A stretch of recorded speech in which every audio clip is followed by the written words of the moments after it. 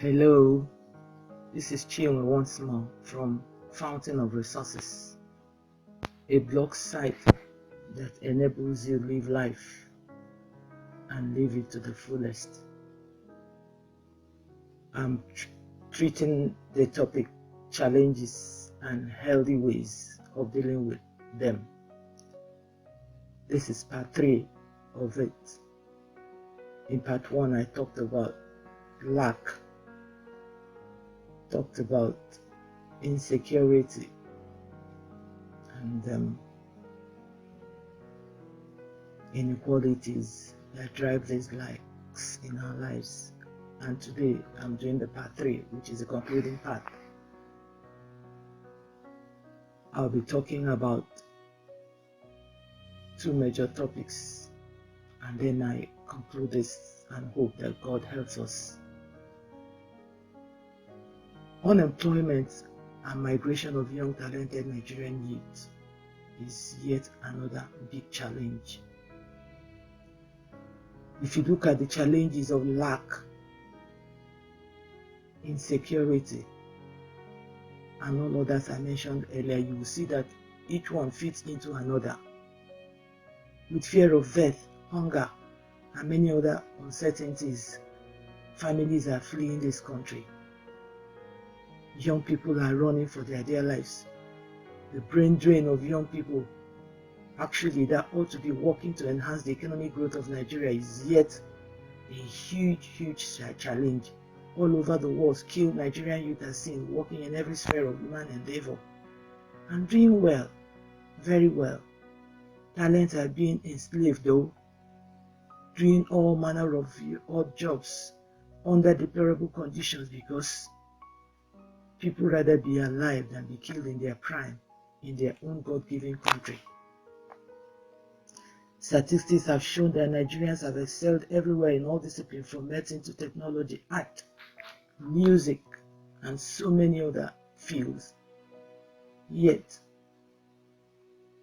instead of staying home to build Nigeria, all the vices we've been mentioning, I and many others have been drowning in these topics, makes living very unconducive in Nigeria. And number 3, which is health challenges. All that have been mentioned now fits to our health. How, you might be asking? Because with all the challenges comes health issues. People's coping capacities have been so challenged. People have compromised their faith out of desperation. They ran to other gods seeking solution. But you and I know that what the devil gives you with one hand, he collects with 10 others. People's mental health is on the down slope. Many are suffering depression and in despair. My article on this will help a lot if you go to the blog site www.fountainofresources.com or to my YouTube channel at Chinwe Ganego. You will see how I've taken my time to recite these topics and given a little bit of my own contribution as to how we can drive this despair and desperation away from our lives. When many people do not know where their next meal will come from, they tend to give up easily. Once the resolve to keep fighting ends, one's health deteriorates easily and the slightest disease can claim any life. The sick that are poor simply have got to trust for their lives in this country. For you must have money to be treated, be it public facility or a private one. Patients are kept unattended to, even in emergency cases, because they have not made the initial deposit for treatment to commence. Thousands have died under such circumstances. What a life and what a place to be in. Honestly, it is not my intention to just keep drawing us to these woes. I'm going to try to conclude this article and truly commit everyone going through any challenge to God and asking for help for such one, for all our challenge, including my very person. And so I stop here now, so I will not bore you with the woes of Nigeria and have you depressed and lose the very essence of these write-ups and videos, which is to bring good news and hope that is still possible in the midst of the varied challenges we all are going through. The churches and mosques have been doing an incredible work at building hope. Some do not just stop at preaching, they go beyond that to cater for the needs of their members. The support system the church has through the house cell or neighborhood care or cell centers as some call it have also alleviated the burden of many. Non-governmental organizations, NGOs, community-based organizations, CBOs, faith-based organizations, LBOs, network of associations, social clubs, and many other support groups have helped in cushioning the challenges many go through. Family members, good friends and neighbors, colleagues, leaders in public and private organizations have all risen to lift the needy out of despondence and despair. But most importantly is the help that God gives to us. This help He gives us through the gifts of men. Many through strong bonds of family and friendship nurtured over years receive help, but others are just at the mercy of God and those He will choose to help them with. I particularly have been helped severally by people I owe nothing, and so have so many others listening or reading. Testimonies abound on how God has delivered millions from destruction and provided adequately for them in times of needs. I believe that if He did for others, He will also do the same for you. But the thing is to begin to draw near to this God, to place all your cares and hope on Him. After all, He said so in James 4:8, that if you come to Him, He will come to you.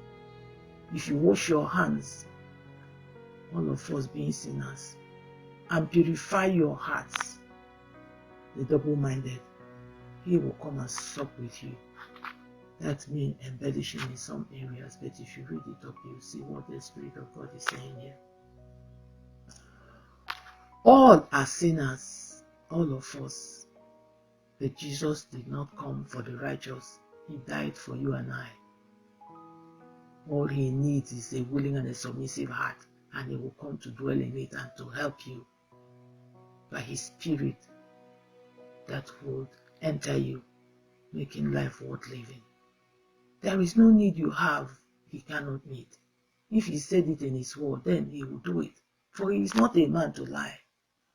All you do is to trust Him like a baby, and He will begin to meet the needs that your life has. This short video I did will help drive this topic home. There are other lifting articles and videos on how never to allow desperation and despair rob you, and so many others. So please, when down, it helps to look for resources to not just lift you up, but guide you to safer and rewarding pathways. There are so many ways we can begin to deal with the issues that life has presented us that I might not have been able to touch here. But if you go to that blog site, www.fountainofresources, you will see so many articles that God is giving me wisdom to write. Is it on how to make friends, true friends? Is it on how to relate with your relations? Is it on how to work in your workplace so that you begin to find your way in the heart of your employers who can actually help you? Is it how to cultivate the right attitude and have the right skills to navigate life? Or is it how to begin to earn streams of income so you can begin to deal with all the financial issues? Or is it health? Please try to read. This is the time to start reading or listen to videos if you can read or watch. So please, as you read and like, share with others. And I'm asking that God blessings be on you and your loved ones. And like I said earlier in the first part of this series, nothing lasts forever. So no matter the difficulties you are going through right now, they too will pass. I thank God and I thank you for listening.